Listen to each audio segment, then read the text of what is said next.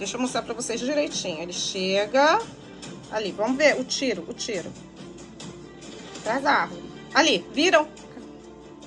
Se vocês não viram, podem ir no site Metrópolis. E ninguém tá falando, ninguém tá levando em consideração. Aí ele sai do carro, viram? Tá saindo do carro. Tá bem armado, de acordo com o relatório da polícia. Não estou inventando nada. Oi, gente, tudo bem? Sou eu, Radassa. Aí, depois de um longo período fora, sem fazer vídeo, voltei. Para vocês que me acompanham, vocês sabem que eu acolho crianças especiais aqui, níveis 3, 2 de autismo aqui na minha casa. Sou mãe acolhedora e eu tenho que cuidar dessas crianças. Muitas delas são abusadas fisicamente, sexualmente. E eu graduei-me em psicologia. Eu fiz o mestrado. Aqui, olha, os diplomas aqui atrás. Então, por isso que eu precisei ficar fora, pois eu não tinha tempo hábil para fazer vídeos. E aí, muita gente entrou em contato comigo, pediram para eu falar sobre aí o caso do Daniel Mastral, que eu não conheci pessoalmente, vou frisar bem aqui, apesar dele ter vivido em São Paulo, frequentado lugares bibliotecas que eu frequentei, centros culturais, mas não conheci. E ele também era mais velho que eu, talvez por causa disso, um pouco mais velho que eu.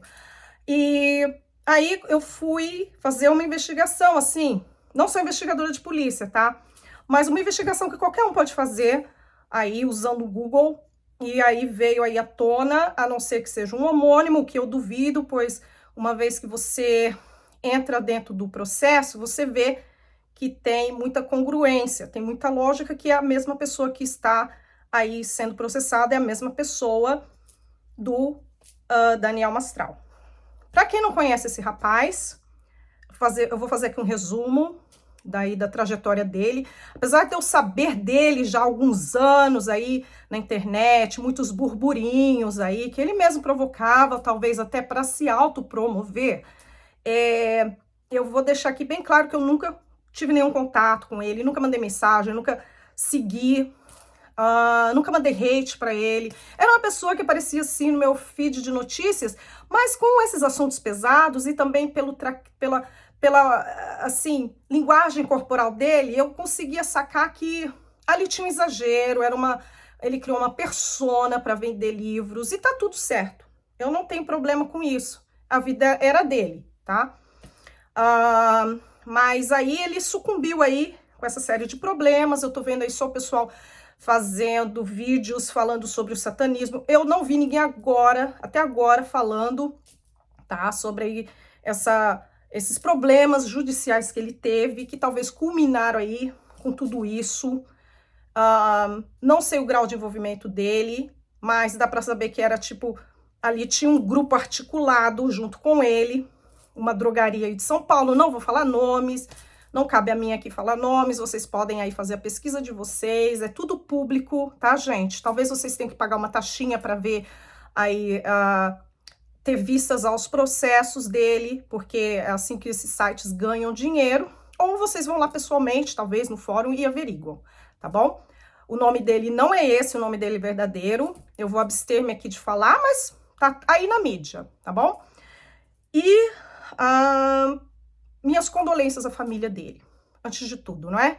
Ninguém aqui vai tripudiar a memória dele, e eu tenho muito respeito ao sofrimento pessoal que ele passou aí ao longo da vida dele, mas também isso não dá o direito dele ter feito o que ele fazia, pois eu vou explicar aqui para vocês entenderem. Eu vindo dessa área de saúde mental, não é legal, tanto que é por isso que ele estava sendo indiciado.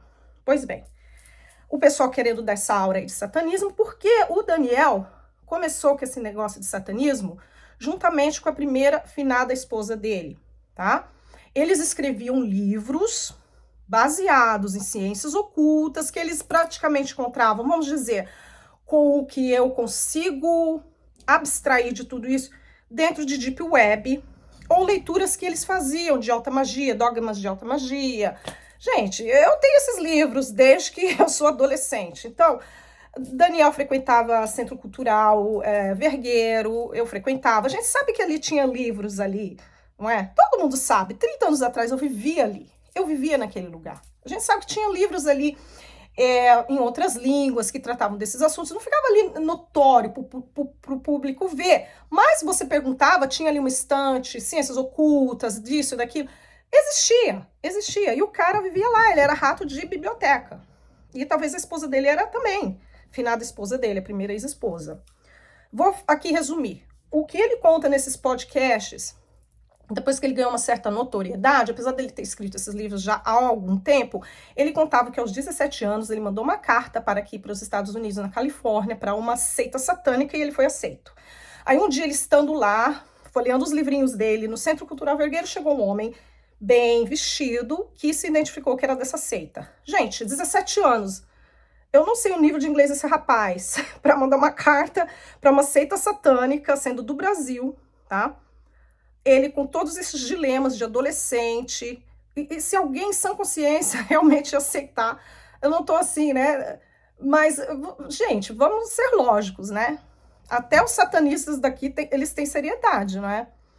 E pegar uma pessoa menor de idade, dependendo de algumas coisas para você fazer legalmente, para até para essa seita não sofrer processo, você tem que ser maior de 21, 25 anos. Gente, é muita historinha, tá? O meu lado, assim, de leitura corporal, eu falo, pô, esse cara não tá contando a verdade. Mas tudo bem, a fantasia dele, deixa o cara viver a persona que ele criou para vender esses livros, tá? Ele quis viver isso daí de uma certa maneira. Pode ser que ele mergulhou aí no mundo da magia satanista, luciferiana, sei lá o que ele entrou.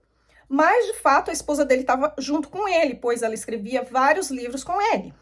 E nesse inteirinho de tempo, eles tiveram uma criança chamada Micael, um menino lindo, que, de acordo com o Daniel, sofria de transtorno borderline. O rapazinho aí, em questão, o filho dele, se autoexterminou aí em uma linha de trem, tá bom? Há uns anos atrás em São Paulo. Claro que isso afetou o psicológico dele, não é? E as pessoas começaram a tripudiar com ele, falando aí, ó, você não é satanista, aí o que você recebeu? 2 anos depois, a esposa dele faleceu de infarto do miocárdio, de acordo com as fontes que eu li. Algumas pessoas estão sugerindo aí que pode ser por remédios, alguma coisa assim. Talvez ela, né, passou um pouquinho da dose, ou deliberadamente, ou não. Eu estou trazendo aqui os fatos, tá? Não estou fazendo acusações. Ou pode também ser que ela tinha uma condição aí, uma doença pré-existente, ninguém sabe. Muito bem. Passados 9 meses que a esposa faleceu, uns 2 anos que o filho dele faleceu, ele teve aí, vamos dizer assim, a nova chance de recomeçar. 9 meses ele já estava casado com uma moça que se diz terapeuta holística. E essa moça teve um filho dele, um bebê aí de alguns meses, 6 meses mais ou menos. E eu lembro que o Daniel ia nesses podcasts e todo mundo lançava hate, porque muita gente falava, olha, eu nunca te vi nesses círculos aí que você diz que tá, de igreja, de satanismo. Eu não sei até que ponto é verdade, porque você sabe que o pessoal acorda cedo pra xingar os outros na internet. Mas, olhando a linguagem corporal dele, até também um especialista aí no Brasil, diz a mesma coisa que eu. A história dele tem muitos fiapos, assim. Não tem coisa que conecta com coisa. Então ele fala que para ele avançar aí dentro dessa seita satânica, ele teria que fazer aí um sacrifício de uma criança de 9 anos, uma menina que era filha aí de um casal dessa seita. E ele se recusou. Ele já fala isso há muitos anos, pelo menos mais de década que eu já escuto essa história aí do Daniel com essas histórias aí. E desde o ano passado, o Daniel começou com essa história que ele sofre perseguição, que ele está sendo ameaçado de morte, está sendo ameaçado de morte, e eu acredito. Mas eu vou falar o porquê que eu acredito.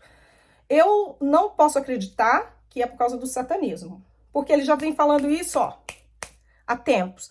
Ele também se dizia teólogo, não sei até que ponto isso é verdade, ou se ele se auto dizia, se autoafirmava como teólogo, não sei se ele teve algum curso, mas de fato ele tinha uma oratória muito boa, ele tinha uma presença, ele tinha carisma, ele tinha, vamos dizer, uma boa aparência. Então, o público gosta disso. E trazendo esses assuntos escatológico eu digo, no sentido de inferno, de diabo, dessas coisas, tá?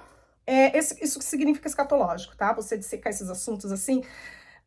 Então, no Brasil em português tem outra conotação.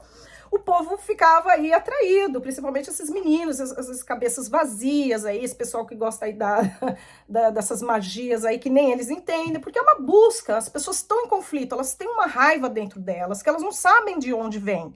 Isso é do instinto humano, é da natureza, são dos hormônios, são dos impasses da vida, são do nosso meio ambiente, da nossa alimentação, das nossas frustrações, dos nossos traumas. Então, esse rapaz aí, ele entrou nessa senda do satanismo, talvez lendo esses livros aí, e depois ele se autodeclarava satanista, e depois ex-satanista. Mas aí o ponto, todo mundo falava, eu via, ô Daniel, por que você nunca levou esse caso para a polícia? Se somem crianças, você estaria fazendo um dever, não é? Então, o pessoal batia nessa tecla. E ele nunca falou sobre isso. Eu fui na polícia. Nunca eu vi nenhuma declaração. Pode ser que eu esteja errada, tá? Pode ser que eu nunca vi uma declaração dele. Eu procurei a polícia, denunciei, e eles estão me ameaçando de morte. Não vi isso. Eu não vi isso. Mas você procurando aí o nome dele no Google, o nome verdadeiro dele, você se depara com um processo de 2023, onde ele está sendo processado pelo Tribunal de Justiça de São Paulo. É um processo do Estado o Estado de São Paulo contra a pessoa dele, o nome dele aí verdadeiro, sobre o crime de tráfico de drogas e afins. A gente já pensa em entorpecente aí, pois ele pegava o receituário da finada esposa, que era médica, e prescrevia e carimbava ali, né? Prescrevia drogas, assim, comprimidos, tarja preta para as pessoas que não eram pacientes da esposa dele. Então, da finada esposa dele. Então, aí descobriram aí esse esquema, e ele estava vivendo disso, né? Vendendo aí esses remédios a preços exorbitantes, de acordo aí com o que disseram no processo, juntamente aí com esse pessoal. Claro que a bomba estourou pro lado dele. E em 2023, em dezembro, ele foi internado em estado gravíssimo na UTI. Isso é de domínio público. Ele publicou fotos dele lá na UTI quase morto, provavelmente por ingestão de tarja preta. E ele, por um milagre, sobreviveu. E eu acredito que foi um milagre mesmo, porque pelo que ele fala, pelo estado dele ali, pelo que dá para ver, o equipamento ali, tudo o tratamento que ele recebeu, realmente foi um milagre. E ele disse não ter ficado com sequelas. Muito bem. Isso ele afirmou nos vários podcasts aí, que ele, ao longo aí de 2024. A esposa dele, em dezembro, ainda estava grávida. Se o bebê tem 6 meses agora... não, pode ser que ela estava grávida, né, gente? Agora nós estamos em agosto, o bebê tem mais ou menos 6 meses. Em dezembro, essa moça estava grávida. Olha que coisa, essa mulher aguentando esse tranco todo. Né? Uma pessoa com depressão, envolvida aí com processos. E culminando aí com o fato ocorrido aí no domingo, ele entrou aí dentro desse matagal. Ali atrás vocês veem as árvores. Ninguém falou isso até agora. O pessoal com essas teorias de conspiração, ninguém parou para olhar aquele vídeo. Eu não sei se a polícia percebeu, se está tendo uma investigação séria, ou se estão querendo já colocar como suicídio. Se eu fosse um membro da família dele, eu não deixaria, porque eu acho que esse rapaz foi assim, vamos dizer, ele foi convencido a cometer o ato, por conta desses problemas com a justiça, desse esquema aí que ele tinha com esse pessoal, gente, tá? E sai esse tiro de dentro do matagal, de acordo, isso corrobora com a testemunha, uma mulher, tá aí na mídia, gente, vocês podem procurar, ela fala que ela escutou vários tiros, não foi um tiro só. Então, o primeiro tiro já saiu antes dele sair de dentro do carro. E aí a polícia também disse que ele foi encontrado com um revólver, que foi deflagrado um tiro, que acreditam que foi ele que deflagrou contra si próprio, e uma pochete com um material ali que eles não souberam identificar, a priori, pode ser que tá em investigação ainda, levaram para perícia, um smartphone também, e vão ver aí essas mensagens, essas trocas de mensagem, quem é que chamou ele ali para ir para aquele lugar, e enquanto isso, a esposa dele com o bebê não foram localizados, não é? Possivelmente ele pediu para eles irem para algum canto, não é? Então aí, o vídeo aí de novo para vocês verem, que eu não tô inventando nada, eu peguei aí para mostrar para vocês da fonte do site, porque se eu colocasse aqui no meu telefone, eu ia falar que eu editei, não é? E, por favor, se vocês aí divulgarem aí, por favor, falem, né? Dirijam-se à fonte, que fui eu que consegui ver isso daí, antes de todo mundo, porque tá todo mundo só falando do satanismo. Deem créditos. Porque já que os internautas pediram para eu olhar e analisar, a análise é minha. Então, os processos que ele tem é de domínio público. Qualquer um pode ver. As pessoas aí do Brasil estão vendo. Alguns estão abrindo, estão me mandando mensagem falando do que se trata. Pois bem, então é isso. Você tem alguma dúvida, volta aí o vídeo. E se eu fosse da família desse rapaz, tá? Procuraria por justiça. E vamos parar com esse negócio de satanismo, que esse negócio de satanismo, esse cara já vem falando, olha, há tempos, desde que eu conheço o Daniel, sabe como é que o pessoal lembra do Daniel na internet? Eu vou falar o quê? Ele falou uma vez que ele era fruto de uma traição, vamos dizer assim, vamos colocar assim, não conheço a família dele, eu peço perdão aí se eu estou ofendendo alguém da família dele, mas ele falou isso, tá? Deletaram aí o que ele falou, os vídeos que ele falava, não sei se foi ele que deletou, porque ele tinha um canal, né? Ele tem não sei se deletaram o canal dele, eu não procurei para ver, mas ele tinha um canal grande. E uns anos atrás ele insinuava que era filho do Jorge Temer, do Michel Temer. Então, para vocês verem, era uma pessoa que vivia de fanfic, né? Não longe de santificá-lo ou de demonizá-lo, ele era um ser humano que vivia dessas coisas, dessas polêmicas. Ele gostava da teoria da conspiração. Por isso que ele tem esse grande público aí, um bando de gente que não junta lé com cré, um pessoal infantilizado, que não pensa fora da caixa, que acha tudo que ele fala é verdade, é indiscutível. Não, você vê que não tem sentido muita coisa que ele fala, e que essas informações, eu, com 16 anos, o que ele escreve naqueles livros, eu vi uma síntese muito por alto, esses assuntos já eram, olha, da época que eu era adolescente, não é?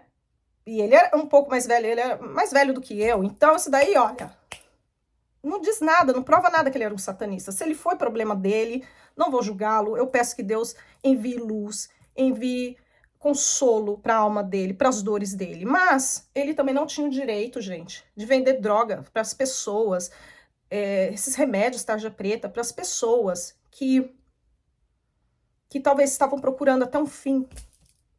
Então, gente, ponderem, não vão atrás de fanatismo, sempre questionem por que estão falando isso, não vá atrás de teoria de conspiração, porque se uma pessoa tem um problema psicológico, ela se envolve com teoria de conspiração, é pior. O quadro psicológico fica pior, fica mais agravado.